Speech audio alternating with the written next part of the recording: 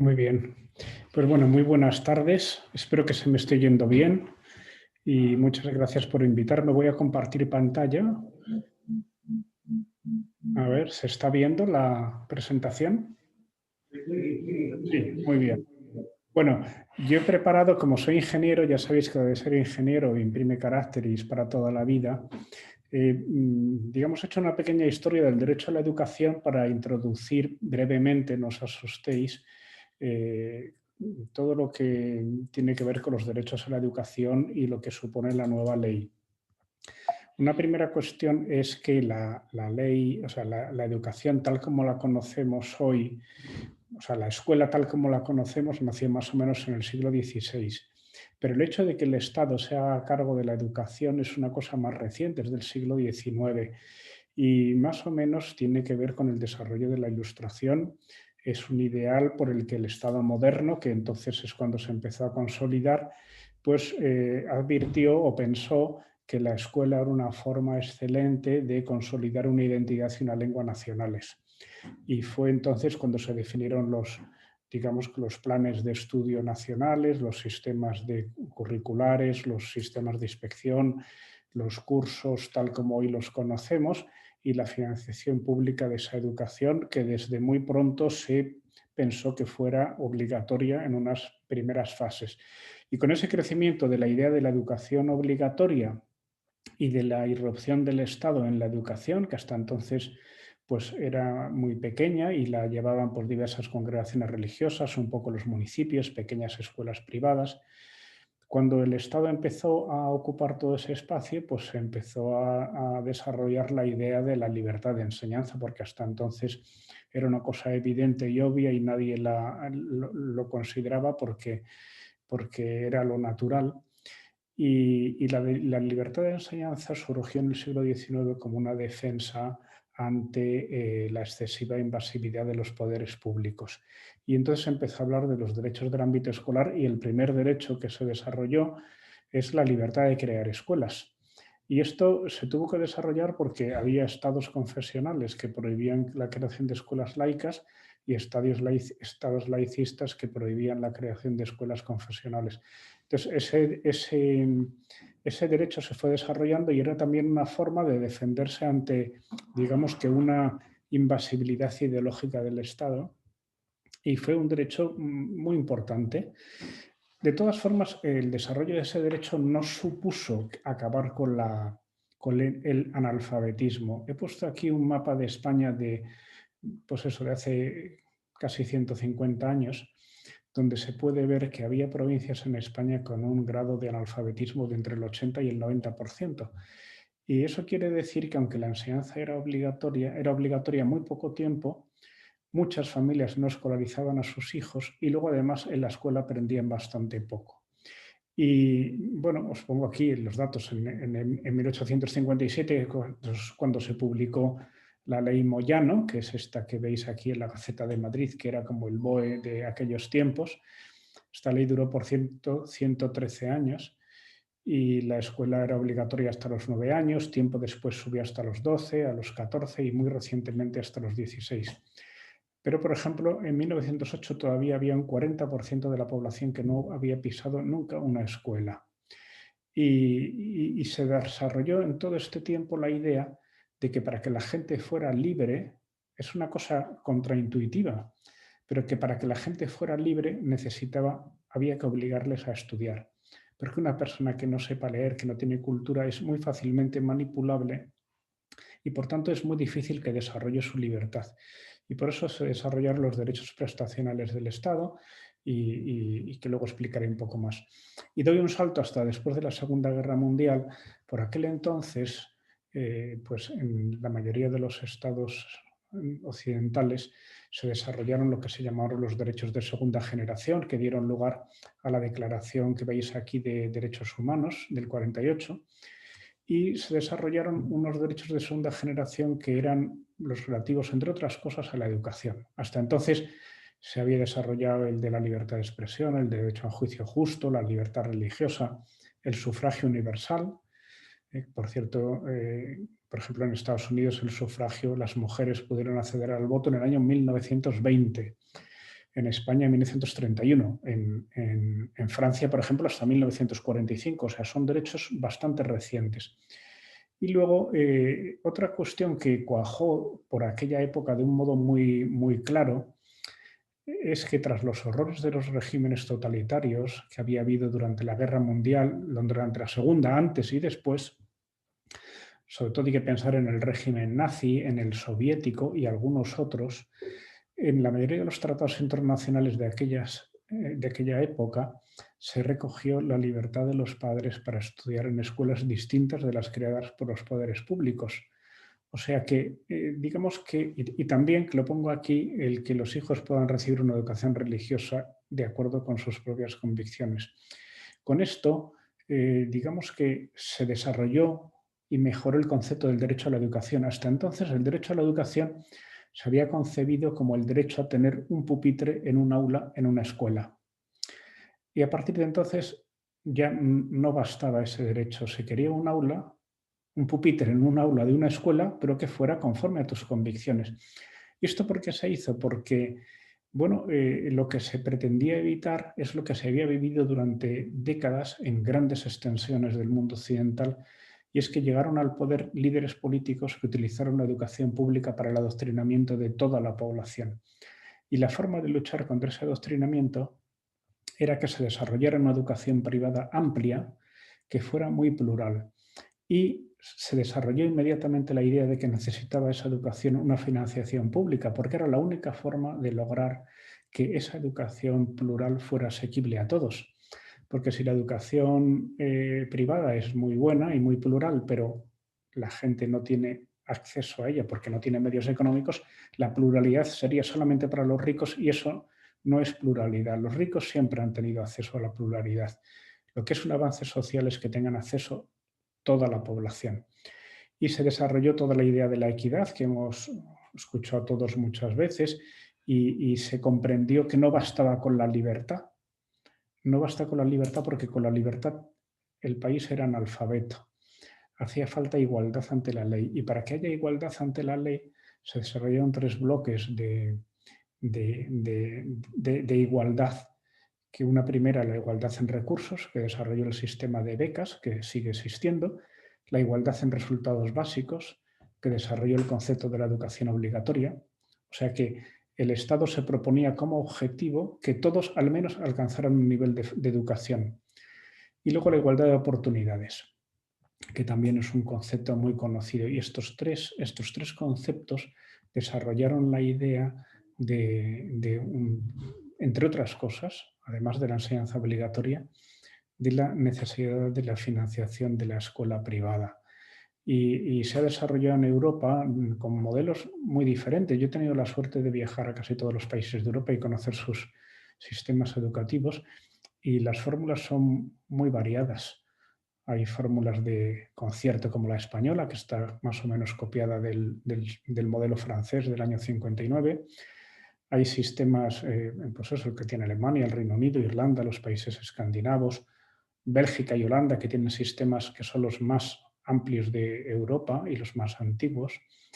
Y en unos casos la financiación es directamente al centro, otras es a la familia, otras es en pago delegado al profesor, como es en España. En unos es según la renta familiar, en otros es fijo.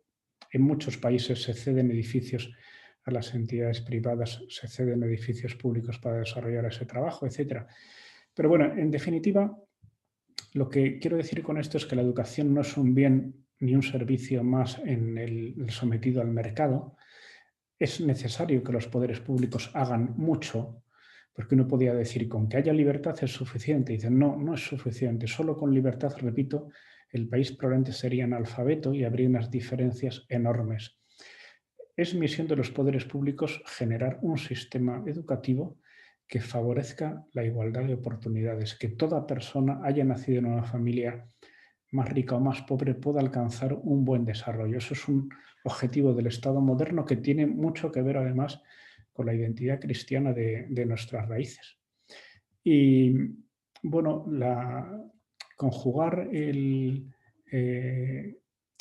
la calidad con la pluralidad, con la igualdad de oportunidades ha sido el objetivo habitual de todos los países occidentales, porque claro, si tienes educación muy plural, porque es muy diferente, pero todas son malas, no vale. Si tienes educación muy plural y muy buena, pero la gente no tiene acceso a ella, tampoco vale. Son necesarias las tres cosas. Que haya pluralidad, que es una necesidad de cualquier régimen democrático, que tenga calidad y que además pueda acceder cualquiera a ellas. Y esta idea lo que pretende es lograr que, bueno, pues que la educación no se transforme en adoctrinamiento. La forma de luchar contra el adoctrinamiento no es solamente vigilar a los profesores de la escuela pública para que no adoctrinen. Lo que hace falta es que haya pluralidad de oferta y las familias puedan elegir escuelas diferentes. Y de esa manera la educación estará más alejada del adoctrinamiento, igual que en el ámbito de la información y de los medios de comunicación, el hecho de que los medios de comunicación sean privados hace más difícil la propaganda por parte de los poderes públicos. Y todo eso facilita la pluralidad, porque ahora en estos meses se está oyendo mucho, a mí me asombra cada vez que lo oigo, pero se repite constantemente como un mantra, que la educación concertada nació en España porque la enseñanza pública no llegaba a atender toda la educación. Esto no tiene ningún sentido porque para cualquier Estado lo más fácil del mundo es construir edificios, sacar oposiciones y construir escuelas para todos. Pero precisamente lo que buscan los Estados modernos es que haya pluralidad en la educación. Y la educación concertada no existe porque el Estado no pueda educar a todo el mundo, sino porque eso sería un atentado enorme contra la pluralidad. Igual que, por ejemplo, el Estado tendría muy fácil hacer un único partido político público, como sucedía, por ejemplo, en España durante la dictadura. Pero el problema no es que el Estado no pueda hacer un partido al que todos pertenezcan y que todos apoyen, sino que lo natural en un sistema democrático es que haya muchos partidos. O, por ejemplo, el Estado podría tener un único sindicato, como también sucedía durante la dictadura. Había un único sindicato vertical dependiendo del ministerio. Pero precisamente lo que se busca en democracia es que haya diversos sindicatos y que cada uno se pueda afiliar al que quiera. Y lo mismo sucede con la información y lo mismo sucede con la educación. Igual que no es una buena idea que haya solo televisión y radio y prensa pública y agencia de noticias pública, pues tampoco es recomendable que exista de un modo dominante una escuela pública únicamente. Y esa concurrencia además está muy estudiado, que la concurrencia de modelos y de titulares de centros educativos también mejora la enseñanza pública, porque cuando la enseñanza pública está en régimen de monopolio, normalmente pierde calidad. Y esto está también muy estudiado. Sin embargo, cuando hay una concurrencia de modelos, todos procuran hacer una mejor enseñanza porque quieren atraer a sus aulas a los alumnos. Y recogiendo un poco esta idea, o sea, el espacio político y sindical, o sea, el espacio público, lo normal en una sociedad democrática esté gestionada por iniciativa privada, por la propia sociedad. O sea, lo que diferencia un régimen autoritario de un régimen democrático es que el espacio público lo gestiona la sociedad. Os pongo un ejemplo. Hace 2 o 3 semanas tuvimos una reunión en el Consejo Escolar del Estado y hubo varias intervenciones en las que varios de los allí presentes decían que el dinero público debía ir a la escuela pública. Entonces yo me vi obligado a decirles que todos aquellos que me habían precedido en el uso de la palabra pertenecían a entidades privadas financiadas con dinero público. Les dije, mire, los partidos políticos son entidades privadas financiadas con dinero público. Los sindicatos son entidades privadas financiadas con dinero público. Y supongo que ustedes no quieren que los partidos políticos y los sindicatos pasen a ser públicos, como en el franquismo. Claro, ellos me miraban como diciendo, bueno, es muy fácil decir que todo tiene que ser público, pero ellos quieren ser entidades privadas financieras con dinero público y yo también. Lo que pasa es que hay una incoherencia en sus razonamientos y lo normal es eso.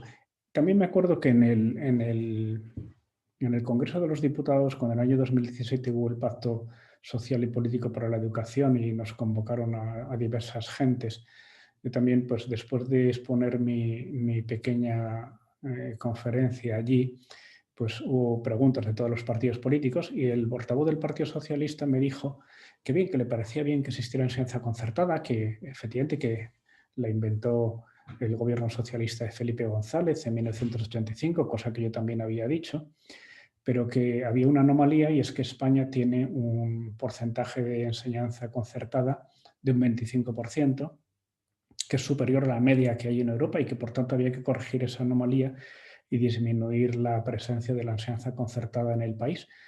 Y yo le dije, mire, esto es como si yo a usted le digo que usted tiene un número de escaños en esta Cámara, el Partido Socialista, que es superior a la media de escaños que tiene el Partido Socialista Europeo y que por tanto esto es una anomalía que hay que corregir y usted debe ceder escaños a otros partidos para enrasar con la media europea.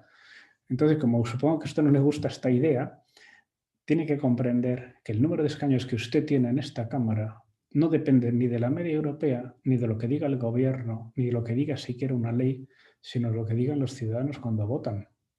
Y que los ciudadanos cuando eligen el partido que quieren es cuando deciden la implantación que tiene que tener en el país. Eso es lo normal en cualquier sociedad democrática. Y el tamaño de la escuela concertada o de un determinado tipo de escuela, lo natural es que sea dependiente únicamente de cuántas familias lo demandan y lo quieren.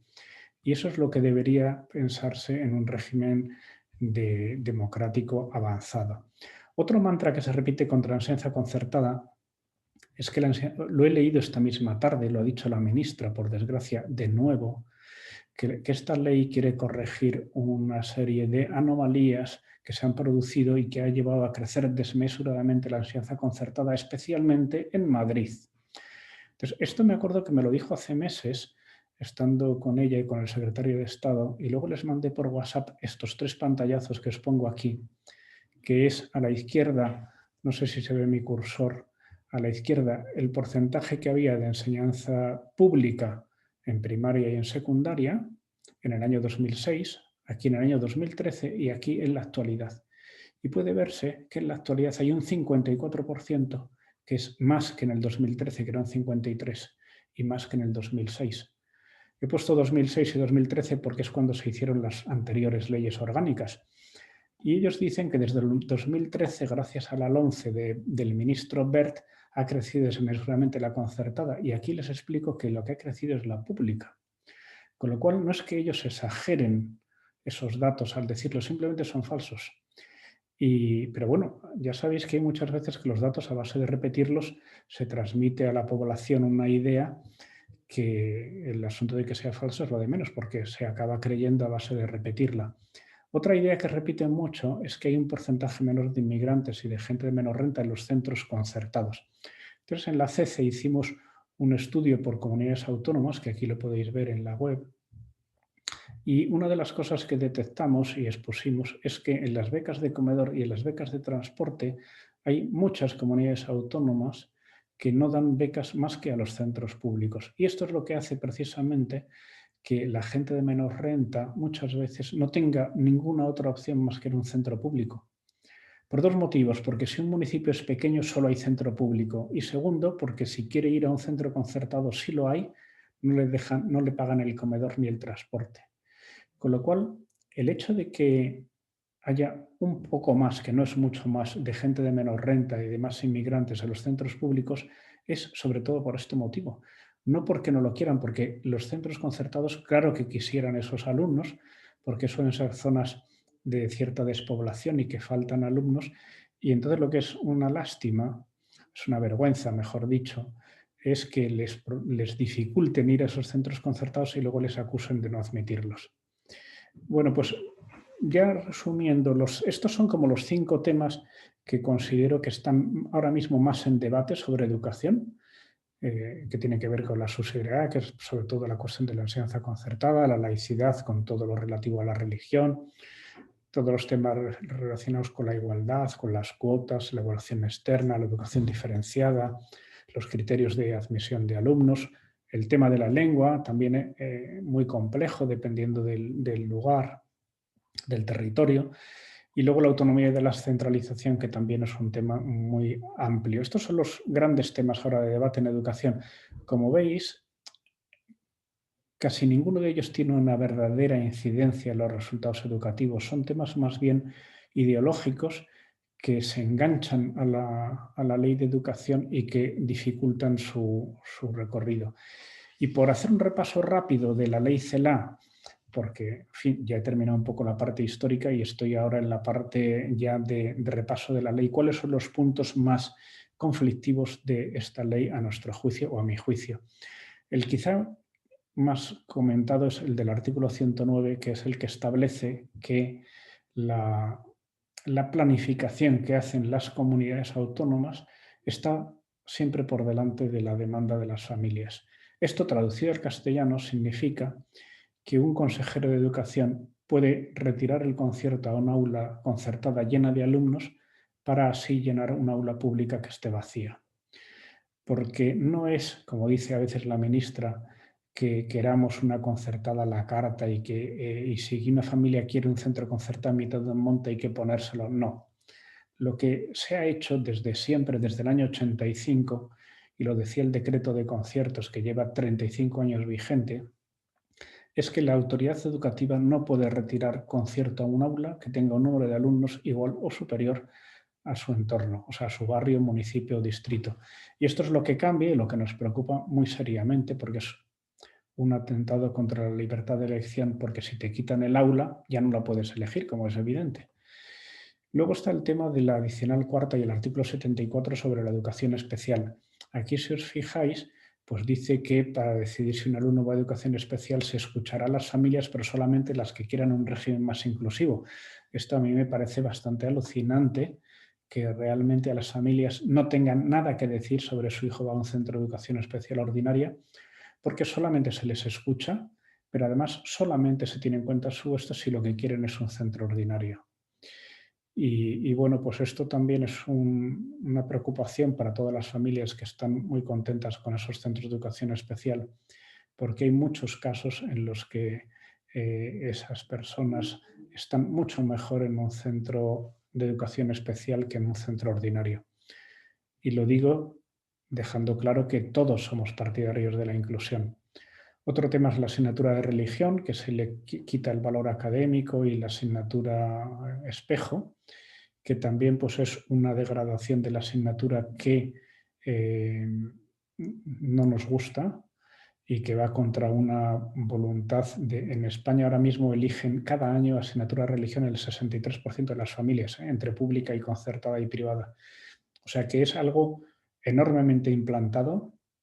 O sea, no hay en España nada, ningún partido político, equipo de fútbol, moda, de nada, que vean que digamos que reúna al 63% de la población. Los obispos, la Conferencia Episcopal ha hecho una propuesta que todavía no ha sido aceptada por el Ministerio y esperamos que sí la acepte porque creo que sería muy buena solución. El tema de la educación diferenciada, también en esta adicional 25 se ha corregido el primer párrafo que veis ahí resaltado y que también quiere prohibir que haya conciertos a los colegios de educación diferenciada, en contra de 7 sentencias del Tribunal Constitucional del año 2018, que aquí os pongo también, y que esas sentencias vinieron a decir, en resumen, que la educación diferenciada no discrimina y que por tanto no puede ser discriminada en el acceso a la financiación. Otro tema es el que haya un concejal en el consejo escolar del centro concertado, que también consideramos que es inconstitucional. Luego está el tema de la zonificación, que esto es una idea que, pensando en que haya una distribución más homogénea de las personas y que no se generen guetos, lo que se faculta es aquí a las autoridades educativas para que a los inmigrantes y a las personas con dificultades se les pueda distribuir entre diversos colegios para que no se concentren en uno. Y yo le decía también a los redactores de esta ley que a mí el principio de que, pues, que esté distribuida la gente para alcanzar una mayor equidad, pues me parece bien, pero lo que no me parece bien es que haya ciudadanos de primera clase que eligen el colegio que quieren y ciudadanos de segunda, que son precisamente los que tienen dificultades y los inmigrantes, que no eligen colegios, sino que se reparten, como si fueran un pasivo, se reparten a los centros que le dé la gana a la autoridad educativa. Eso me parece que hay que encontrar mejores fórmulas de resolver esos problemas de que se formen guetos. Luego está el tema de las actividades complementarias que quieren dificultar pues, su funcionamiento y las cuotas que se pagan, aunque tampoco ha cambiado nada. Uno de los grandes titulares es que ahora ya no se pueden cobrar cuotas obligatorias, cuando eso ha estado así exactamente con esa misma redacción desde 1985. Las cuotas no son obligatorias, hay aportaciones voluntarias. Uno se puede quedar a comer y paga el servicio de comedor, uno puede pedir un horario ampliado o una actividad deportiva y si la quiere pues la paga y si no quiere pues no se apunta, ¿no? Entonces, en definitiva, estamos en un riesgo, y esta es la última diapositiva, estamos en un riesgo de un cambio normativo bastante importante para la escuela en este país.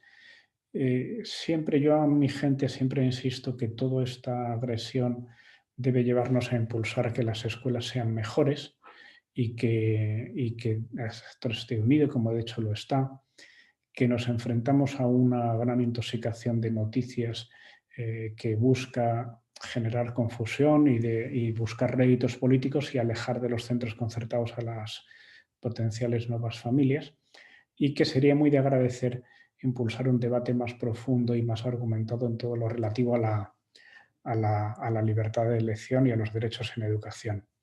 Y voy a dejar de presentar, no sé si he cumplido los plazos de tiempos, para que pueda haber preguntas, si se os ocurre alguna. Yo sé que la primera pregunta siempre cuesta un poco más, pero a ver, ¿quién se anima? Sí, pero bueno, a mí me han ido mandando varias preguntas, Alfonso. Muy bien. Entonces te las voy a ir dictando, ¿vale?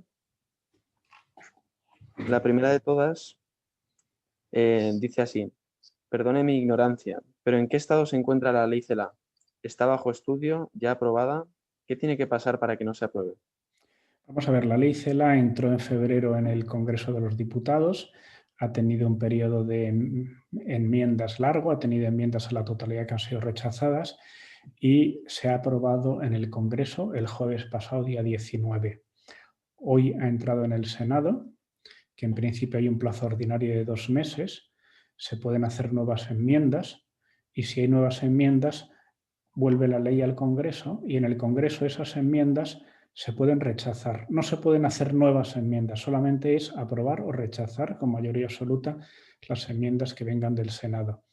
Esto quiere decir que como el mes de enero no es lectivo a efectos parlamentarios, el 25 de febrero es cuando es el límite para volver al Senado. Por lo tanto, en marzo, con toda seguridad, habrá ley, porque cuentan con las mayorías necesarias, y si decretan trámite de urgencia, podría estar aprobada para la Navidad, porque bastarían unos 20 días o un mes para que estuviera aprobada, más o menos. ¿Cuáles son los intereses políticos reales detrás de esta ley? Bueno, es difícil adivinar las intenciones de las personas y mucho más de los políticos, pero vamos a ver, yo pienso que en esta ley hay el proyecto que el Partido Socialista presentó al Parlamento, era el proyecto que tenía el PSOE del gobierno anterior, de un año antes, y era un proyecto que no nos gustaba mucho, porque también era un recorte de derechos, pero era bastante más moderado. Y este es, en el trámite parlamentario en el Congreso de los Diputados, se ha empeorado mucho, a nuestro juicio, por las aportaciones de Podemos y sobre todo de Podemos y de Esquerra y Más País. Estas aportaciones han hecho que esta ley sea mucho más extrema que las anteriores, porque este país ha funcionado siempre con leyes educativas, salvo esta última, que era del PP y que ha durado poco, durante todo el resto de los 35 años que llevamos de leyes socialistas, de conciertos, vamos a decir, han sido leyes socialistas aprobadas con el PSOE más CiU, más Convergencia i Unió, que era el partido catalán anterior a PDeCAT y JxCat. Entonces eran leyes con un partido de izquierdas moderado, con un partido nacionalista moderado. Esta ley es un partido socialista más radical con un partido de izquierdas más radical y un partido de nacionalista también más radical. Por lo tanto, esa es la razón por la que esta ley es diferente a las anteriores y supone un recorte de derechos importante para la enseñanza concertada. Y las motivaciones, pues bueno, yo creo que aparte de que ellos piensan que esto es mejor, porque ellos tienen una mentalidad de que la enseñanza pública debe vertebrar todo y que cuanto más se debilite la enseñanza concertada, digamos que menos encontrarán, digamos que, de oposición en el mundo de las ideas, vamos a decir. Y luego también ha habido pues un intercambio de cromos para mantenerse en el gobierno, porque ahora mismo el Partido Socialista, y no me gusta mucho hacer declaraciones políticas, pero tiene una clara y evidente intención de terminar la legislatura. Para eso necesita aprobar unos presupuestos y para eso necesita aprobar una serie de leyes que tenía en su programa y no ha tenido inconveniente en, a cambio del apoyo necesario, pues ceder en determinadas cosas que por ellos no habrían cedido. ¿Podría dar su opinión sobre la educación diferenciada y explicar el impacto de la ley sobre esta? Sí. Bueno, yo educación diferenciada lo conozco porque he sido director de Tajamar durante 11 años, que es un centro de educación diferenciada. En su momento, en el año 2014, escribí un libro sobre educación diferenciada y consulté más de 400 fuentes en un montón de lenguas. Y desde luego la educación diferenciada, para mí lo importante es que hace que la oferta de educación sea más plural. O sea, a mí no me gusta hablar de qué es mejor o peor, porque es como si alguien nos pregunta si es mejor ser ingeniero o médico o abogado. Pues yo diría, hombre, yo creo que lo mejor es que uno pueda elegir y que elija lo que le parece que va más, que le va más, ¿no? Que es más apropiado para él y con sus intereses, su identidad personal o sus ilusiones en la vida. Por eso yo creo que lo bueno es que haya muchos modelos de educación y que cada uno elija el que considere mejor. Y el que considere mejor, hay modelos que para uno es el mejor y para otro es el peor. Porque a la hora de elegir educación, el criterio de selección o el criterio de valoración que cada uno tiene es diferente. Hay familias que les importa mucho el inglés, a otras les importa las artes, las humanidades, los deportes, las instalaciones, el estatus, el nivel académico. Yo qué sé, cada uno le interesan determinadas cosas. Y yo diría, me podréis preguntar, bueno, ¿y qué suele fijarse la gente de educación diferenciada porque le gusta? Bueno, yo diría que a la gente le suele gustar porque ve cuál es el resultado de los chicos o chicas que salen de esas escuelas y les gusta. Normalmente uno elige una escuela porque detecta que hay un ambiente que le parece bueno para sus hijos, porque conoce a otras familias que están allí y están satisfechas. ¿Y por qué suelen estar satisfechas? Porque alguno pensaréis, este es gallego, que no quiere decir exactamente por qué. Pero lo puedo decir, o sea, uno de los temas, por ejemplo, más reconocidos de la enseñanza diferenciada es su buen rendimiento académico. Y también podría alguien decir, bueno, ¿y cómo se sabe? Bueno, pues en España, como no se hacen rankings, ni hay, digamos que, evaluaciones externas homogéneas de todo el Estado, pues no se puede saber. Pero, por ejemplo, si vais a Reino Unido, si vais a Londres cualquier año en el mes de agosto, a finales, veréis que en todos los periódicos salen ranking de todas las pruebas que se hacen estatales de todos los colegios y que normalmente entre los 100 primeros suele haber a lo mejor 60 centros que son de educación diferenciada. Cuando allí la educación diferenciada, pues depende de los lugares, está entre un 4 y un 8%. Entonces, cuando uno ve que lo natural entre los 100 primeros será que hubiera 4, 5, 6 centros diferenciados, pero hay 60. Y no es porque sean centros de élite, porque centros de educación diferenciada en Reino Unido los hay de todos los niveles económicos, de todas las confesiones religiosas y de todas las orientaciones, digamos que ideológicas. O sea que el resultado académico es bueno. Los resultados en igualdad son también muy buenos. ¿Y cómo se mide los resultados en igualdad? Pues hay muchas formas de medirlo, pero por ejemplo, una forma de medir los estereotipos en la escuela es ver qué carreras estudia la gente después de salir de la escuela o cuántos eligen ciencias o letras en bachillerato. Y entonces, sorprendentemente, las escuelas diferenciadas tienen menos estereotipo de género presente. Hay más chicas que eligen carreras técnicas, más chicos que eligen carreras de humanidades. Y el motivo, la explicación es sencilla. Cuando en un aula solo hay chicos, no existe un estereotipo masculino y femenino pugnando, sino que hay muchas formas de ser chico. Y entonces, como hay muchas formas de ser chico, elegir una carrera tradicionalmente de chicas para ese chico no supone digamos que, desafiar a un estereotipo reinante. Y eso hace que los estereotipos de género en las escuelas diferenciadas estén menos presentes, porque eso está muy estudiado. Las escuelas, en un aula, el sesgo más presente de todos es sin duda el sesgo de género. En un aula normalmente se suelen agrupar de modo espontáneo chicos y chicas en grupos y se agrupan por género, no se agrupan por religión, ni por nivel económico, ni por otras cosas. Ordinariamente es lo más habitual y se puede ver en el patio de cualquier centro mixto o en la salida de la escuela o en muchas ocasiones. Lo normal es que las chicas estén delante y atiendan más y los chicos estén detrás armando bronca. Lo normal es que las chicas tengan mucha más atención por las cuestiones académicas que los chicos. Hay muchísima más repetición de curso en los chicos, mucho más fracaso escolar, mucho más desacato a la autoridad y al profesor, etcétera, etcétera. Entonces, todo eso en un centro diferenciado no está tan presente y ese es el motivo por el cual los resultados en igualdad son mucho mejores. Están medidas muchas otras cosas más. Hay estudios sobre el estrés, sobre muchas cosas y esto es un buen resultado. Pero he puesto esos dos ejemplos, pero está también el tema de la socialización. Son escuelas que socializan muy bien. Los que han estudiado en las escuelas antiguas diferenciadas de la dictadura, les parece que los chicos que salen de escuelas diferenciadas tienen dificultades en la relación con el otro sexo.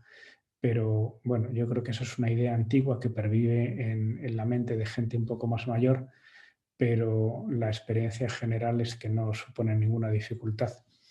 Y por tanto, por acabar esta pregunta que me estoy alargando, yo diría que lo importante es que si esas escuelas existen y hay gente que le gusta y manda ya a sus hijos, a mí me parece que eso es el principal motivo para respetarlas. Igual que si hay un partido político al que vota la gente, aunque a mí no me caiga simpático, el hecho de que haya gente que le vota es un motivo para que se le respete. ¿La Comunidad Europea tiene protocolos para revisar los planes educativos de los países miembros? En caso de ser posible, ¿cómo interviene? Vamos a ver, en la Unión Europea la educación es algo que corresponde a los Estados miembros. Y de hecho, las reclamaciones que ha habido por cuestiones de educación en el Parlamento Europeo o en la Comisión siempre se han hecho por cuestión de derechos comunitarios. Por ejemplo, CONCAP ha presentado una reclamación y en estos días se va a presentar otra por parte de la plataforma Más Plurales, pero siempre invocando a derechos fundamentales. Por ejemplo, en este caso, porque lesiona la libertad de elección de las familias, que es algo que está en todos los tratados internacionales suscritos por la Unión Europea. Y también está, si alguno estudia Derecho o Derecho Constitucional, habrá estudiado que el artículo 10.2 de la Constitución española establece que las cuestiones relativas a derechos fundamentales se resolverán de acuerdo siempre con los acuerdos internacionales.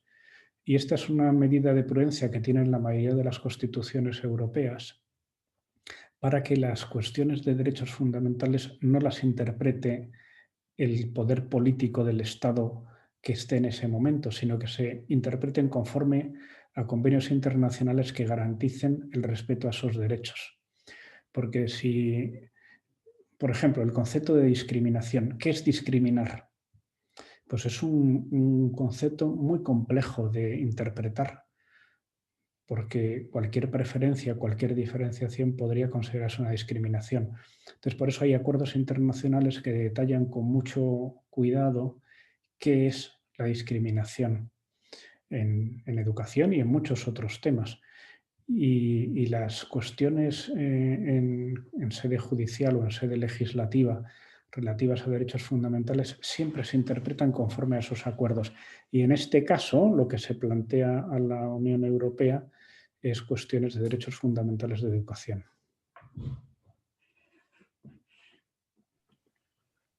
Siguiente pregunta. Yo he ido a un colegio concertado y estoy feliz con la decisión de mis padres. No obstante, si me pongo a pensar desde otro punto de vista, puedo llegar a entender que haya gente que no quiera los conciertos. ¿Por qué debería el Estado ayudar económicamente a un colegio que se ha montado de forma paralela por un grupo de padres?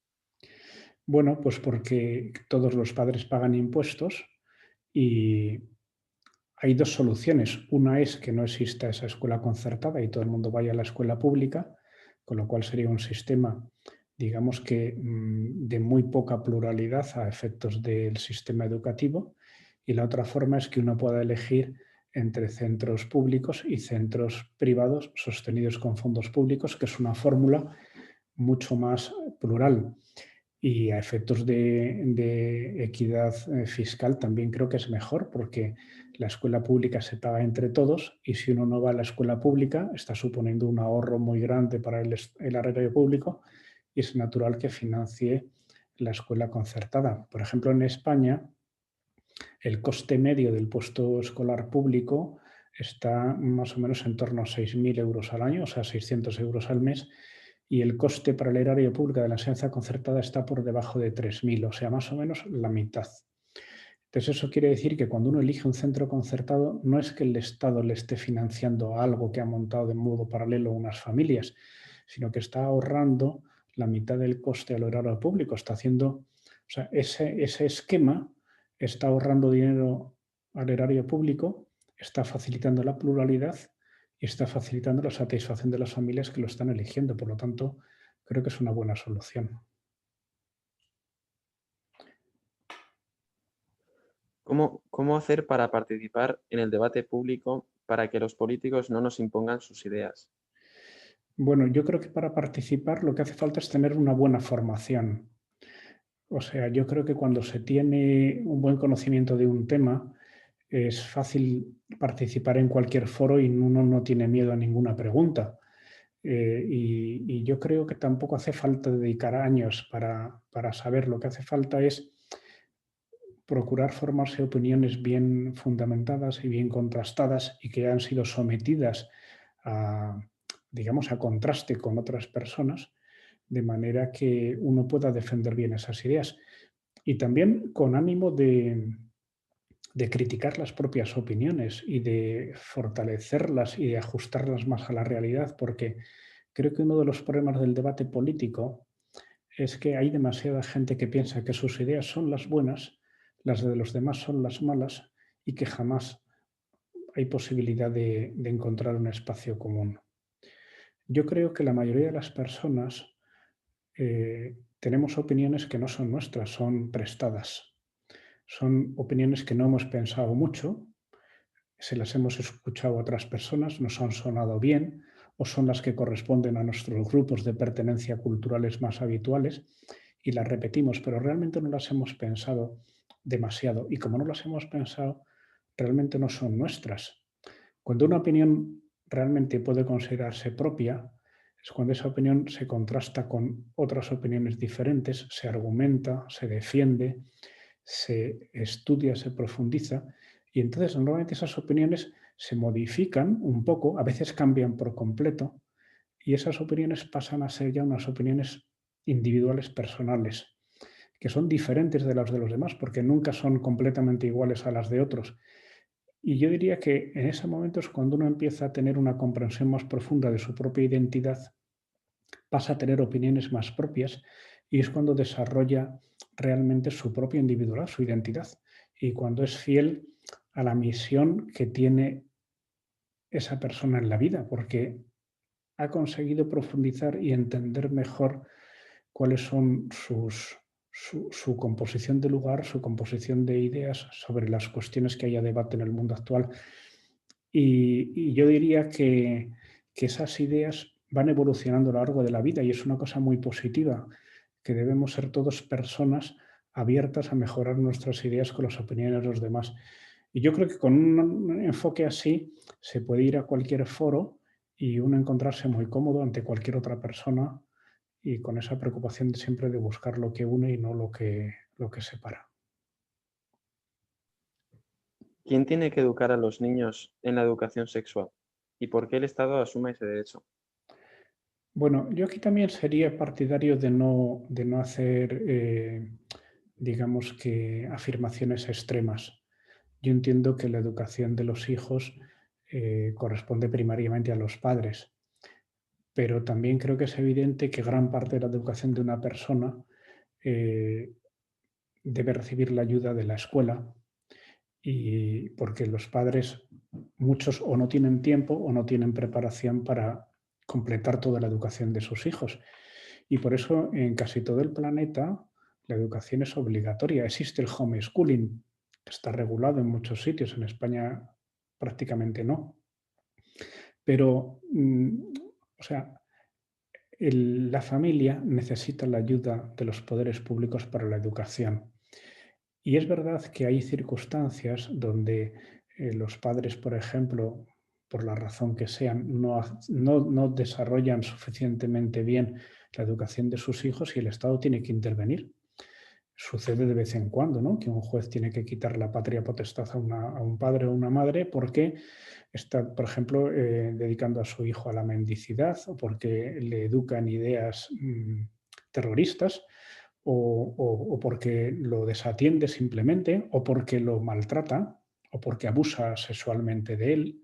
O sea, hay razones por las cuales los padres pueden perder también la patria potestad y el Estado tiene que intervenir.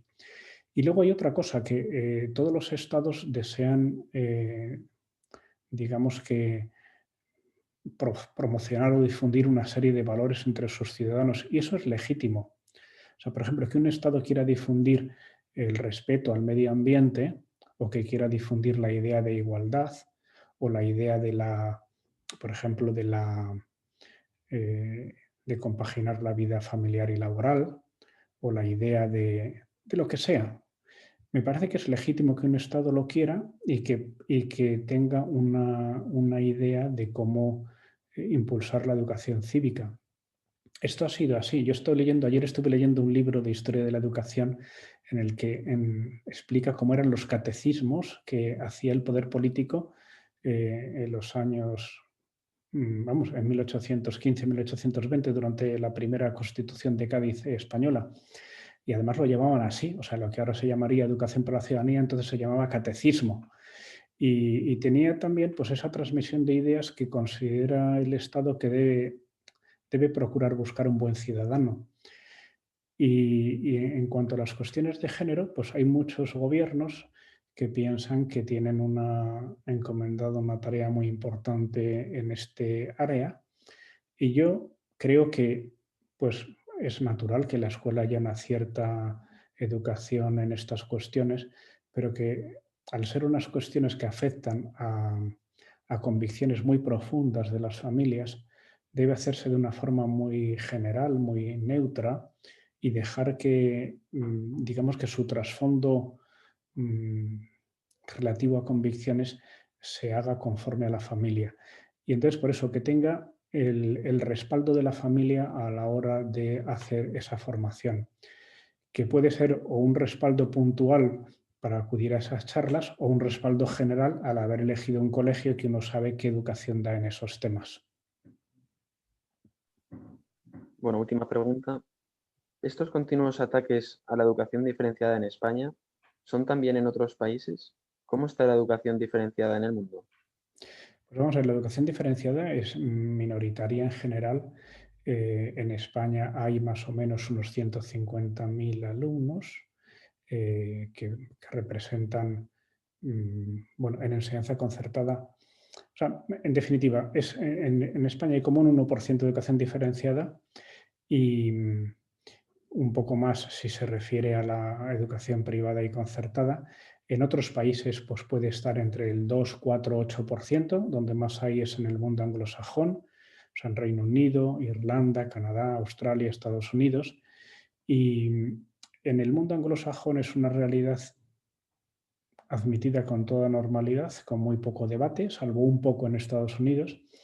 Y en el resto del mundo es en general más minoritaria y hay cierta controversia, pero recientemente en general ha sido asumida por los sistemas legislativos con bastante rotundidad. Por ejemplo, en Alemania, en el 2013, una sentencia del Tribunal Constitucional alemán que también fue muy rotunda a favor de la educación diferenciada, con un razonamiento muy sencillo, que decían que la igualdad es un valor que está en la Constitución alemana y que debe buscarse en la educación, pero hay diversidad de opiniones en la literatura mundial sobre cómo se puede buscar la igualdad y la enseñanza pública puede hacer una opción de cómo hacerlo, por ejemplo, con la enseñanza mixta, pero no debe obligar a todo el resto de la educación privada a seguir las mismas opciones que hace la enseñanza pública. Por tanto, debe haber libertad para que existan centros diferenciados y, por lo tanto, libertad también para que estén financiados, porque si no se les discriminaría.